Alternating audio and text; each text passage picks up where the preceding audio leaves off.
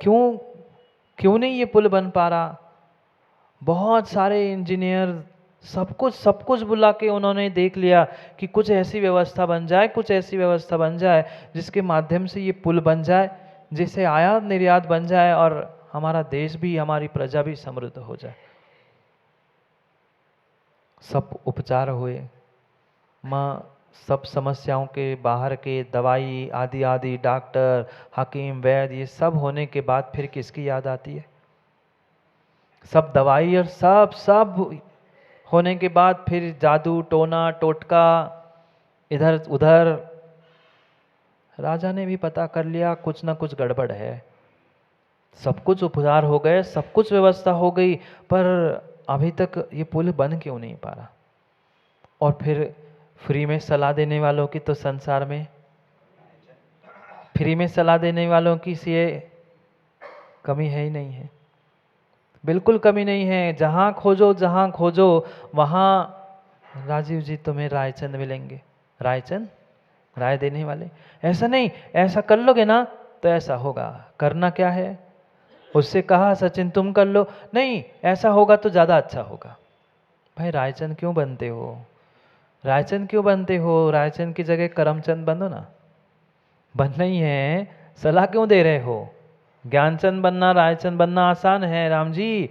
करमचंद बनना, करमचंद कौन? वो टीवी पे देखे वो करमचंद की याद मत कर लेना, गाजर वाले।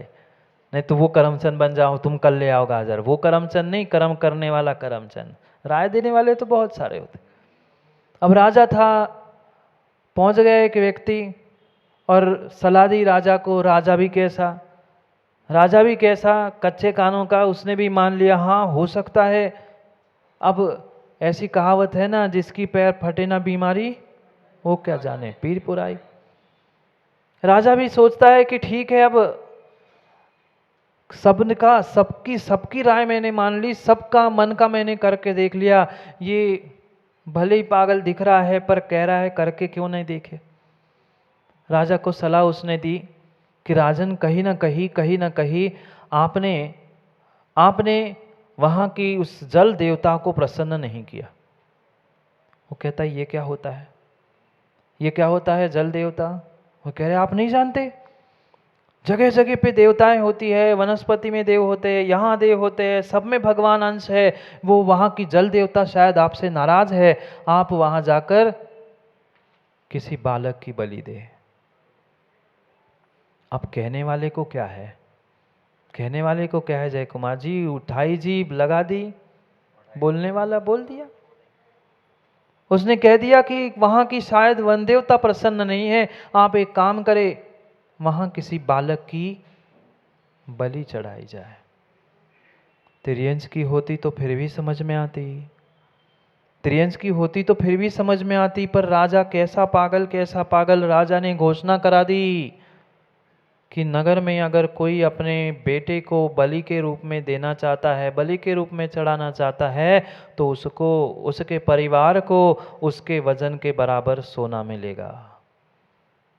अब राजा ने तो वही धर्म समझा, राजा को यही लग रहा था कि नहीं यही धर्म होगा। कह दिया, यही तो स्थिति चल रही है। आज कोई आता है, कोई कुछ कहता है, कल कोई आता है, कोई कुछ कहता है, और इसी कारण से जीव भ्रमित है। क्यों, क्या, किस लिए, किस प्रकार से, क्या करना था, किसी को कोई किसी प्रकार का बोध ही नहीं है। कब तक इन परंपराओं को ढोते रहेंगे, कब तक धर्म को ढोते रहेंगे?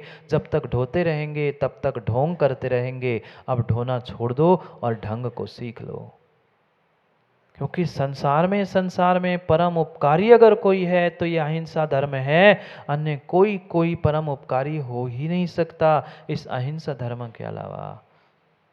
इसलिए जितना जितना अहिंसा का व्याख्यान हमारे धर्म ग्रंथों में है, उतना ही अहिंसा का व्याख्यान अन्य भी ग्रंथों में है। ये भूल मत करने ना कि मात्र हमारे ही आगम ग्रंथों में पूर्वाचार्यों ने रात्रि भोजन का त्याग, रात्रि पानी पीने का त्याग करवाया है। नहीं नहीं, ऐसे भी कई सारे धर्म और कई सारे धर्म ग्रंथ है जहां रात्रि भोजन का निषेध किया गया है। मार्कंडेय पुराण जैसे, पतंजलि जैसे अनेक अनेक धर्म ग्रंथों में उनके धर्म गुरुओं ने स्पष्ट लिखा है, रात्रि भोजन करना यानी मांस को खाना है।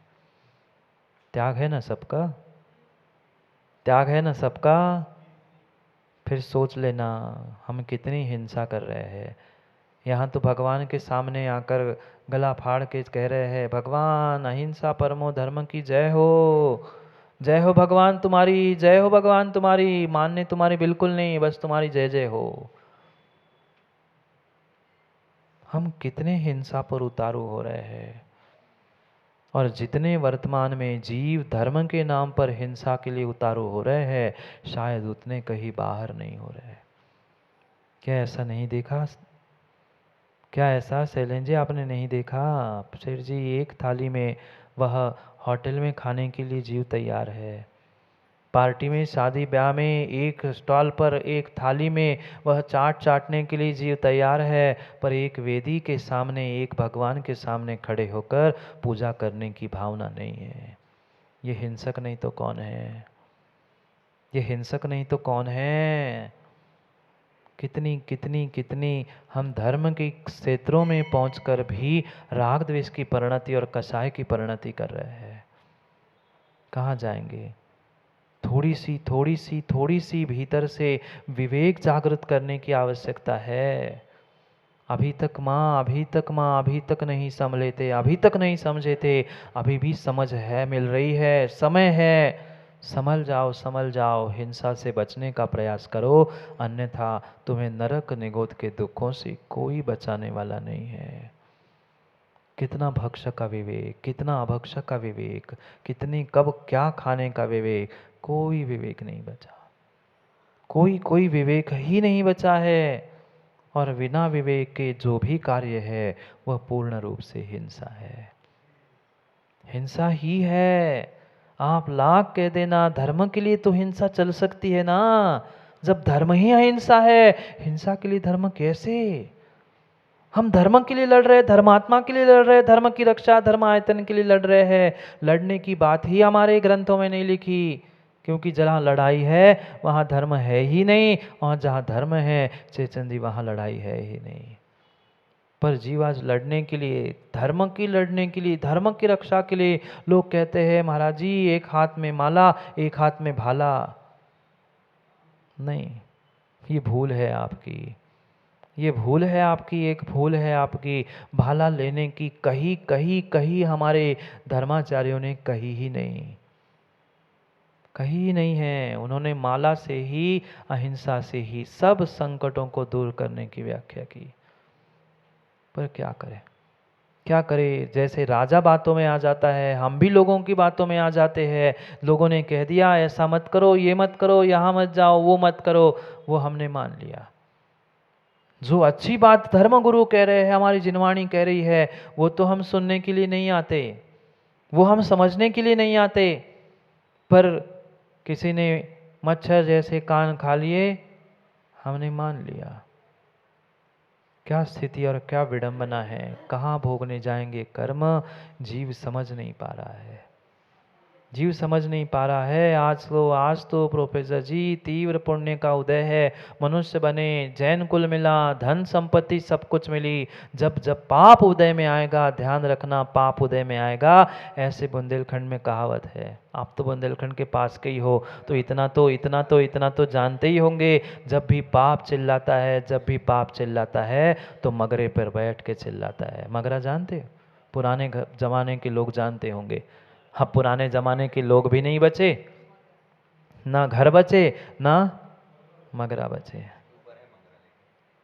पुराने घर में एक सबसे ऊंचा स्थान रहता था जिसको मगरा कहला जाता था। अगर पाप भी उदय में आएगा, पाप जब उदय में आएगा, ध्यान रखना वो गला फाड़ के सबसे चिल्ला चिल्ला के कहेगा, आज हमें पुण्य के उदय में लग रहा है, हम तो जीवों को मार रहे हैं, क्या होगा? हमको दूसरे की बुराई कर रहे हैं, हम तो दूसरों को अच्छे कार्यों से रोक रहे हैं, हमारा कौन क्या बिगाड़ लेगा, देख लेता हूं।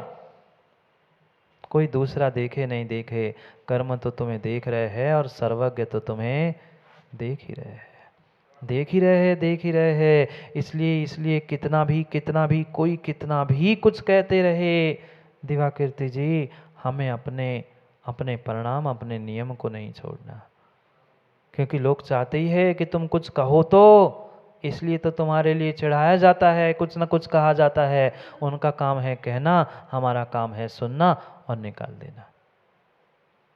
क्योंकि संसार में नाना प्रकार के जीव है, कोई उपकार करता है तो कोई उपसर्ग करता है, दोनों प्रकार के जीव है। उपसर्ग करने वाले भी है, उपद्रव करने वाले भी है और उपकार करने वाले है। हमें निर्णय करना है हमें किसके साथ रहना है और अपने जीवन को कैसे जीना है। नहीं आना माँ किसी प्रकार से किसी की बातों में मत आना। स्वयं की विवेक से कार्य करे, स्वयं की विवेक से कार्य करे कि हमें क्या करना है और क्या नहीं करना है। कल किसी ने आपसे कह दिया कि भगवान के दर्शन करने नहीं जाना, बंद कर दोगे? चंद समय, कोरोना का समय ऐसा था जब भगवान के दर्शन नहीं मिल रहे थे, तब कैसी तड़पन थी, कैसी तड़पन थी, कैसी तड़पन थी। फिर सोचो, विचार करो कि हम कितनी कितनी सूक्ष्म हिंसा में जी रहे हैं, पर निंदा, पर बुराई करते हुए। अभी तो द्रव्य हिंसा के प्रकरण अभी चल रहा है, करेंगे, भाव हिंसा की भी चर्चा करेंगे, भाव अहिंसा की भी चर्चा करेंगे, पर अभी द्रव्य हिंसा जो तांडव मचा है उसको तो समझो। राजा भी बातों में आ गया, घोषणा करा दी, घोषणा करा दी, जो अपने बेटे को बलि के रूप में देना चाहता है उसके लिए उसके बराबर सोना दिया जाएगा, उसके बराबर उसके वजन के बराबर सोना दिया जाएगा। और माँ को बस सोना दिख जाए, माँ को बस सोना दिख जाए, वह धतुरे को खा के कोई बोराता है और माँ तो कनक को देखकर बोरा जाती है। कनक कनकते सौ गुनी मादकता उपजाए, जो खात बोरात है एक देख बोरात है। जो खा रहा है वो भी बोरा रहा है, पागल बन रहा है, और वे माँ भी देख के बोरा गई। एक माँ ने सुन लिया, अच्छा बेटे के वजन के बराबर सोना मिलेगा। ये भी भूल गई कि 9 महीने उस बच्चे को कोख में पाला था, छोटे से बड़ा किया था। वो सोच में पड़ गई, क्यों ना मैं अपने बेटे को बेच दूं। आज की माँ भी बेटे को बेचने के लिए तैयार है, बेटी को मारने के लिए, गर्भ में ही काटने के लिए तैयार है। बेचने की बात ही क्या है, वहाँ तो बदले में धन मिलने वाला था। माँ विचार करती है अपने पति को भोजन करते करते, क्योंकि सब कुछ बातें कब करनी होती है। बेचारे जब भोजन करने बैठे, शांति से 2 रोटी भी चेतन जी खाने नहीं मिलती है। ये खत्म हो गया, बच्चे को लाना है, इसकी फी भरनी है, उसको वो करना है। बेचारे 2 रोटी खा रहे तो वो भी शांति से नहीं मिलती। माँ ने कह दिया, देखो राजा ने ऐसी घोषणा की है। वो हाथ का ग्रास उस पिता का हाथ में ही रह गया, पति का। वो सोचता है, तो क्या कह रही, अपना बेटा है, सगा बेटा है, ठीक है, अपने 5 बेटे और है, इसका मतलब ये थोड़ी है वो छठे बेटे को हम मार डाले। पुनः एक रोटी परसती है और कहती है, आप शांति से सुनो, मैं गहरी बात कह रही हूँ, हमारी जीवन भर की दरिद्रता मिट जाएगी। वैसे ही 6 बच्चों को पालना पोसना तुम्हारे बस की, अब तो कह ही दिया, अब तो क्या, तुम्हारे बस की बात ही नहीं। 6 बच्चों को पालना कैसे निभा रही हो मुझे ही पता है। घर सुबह किसी से मांग के, शाम को किसी से मांग के, कहीं झाड़ू कहीं कुछ, तुम चंद टुकड़े पर आते हो कमा के पैसे, उससे क्या घर चलता है। 6 बच्चे पैदा कर लिए, अब कुछ तो सोचो। अगर एक चला जाएगा, कम से कम उन 5 का और हम दोनों का बचा हुआ जीवन तो। आंखों से पिता के टप टप पानी तो आ रहा था, माँ भी रोने को हो रही थी, पर मरता क्या नहीं करता, मरता क्या नहीं करता। गरीबी जीव को बहुत कुछ सिखाती है। ये जितनी दर दर की ठोकर खाने वाले भिखारी, कोई दूसरे गति के जीव है, वो भी तो आप ही जैसे इंसान हैं, वो भी सौरा आप जैसे इंसान हैं, पर पाप पाप का उदय गरीबी दिला रहा है और पाप का उदय ही भीख मंगवा रहा है। माँ ने कहा थोड़ा सा शांति से विचार करो, अभी समय है अपने पास, अपनी जीवन भर की दरिद्रता मिट जाएगी, राजा का धर्म हो जाएगा, राजा का काम हो जाएगा, हमारा भी कार्य बन जाएगा, हमारा भी घर चलने लग जाएगा।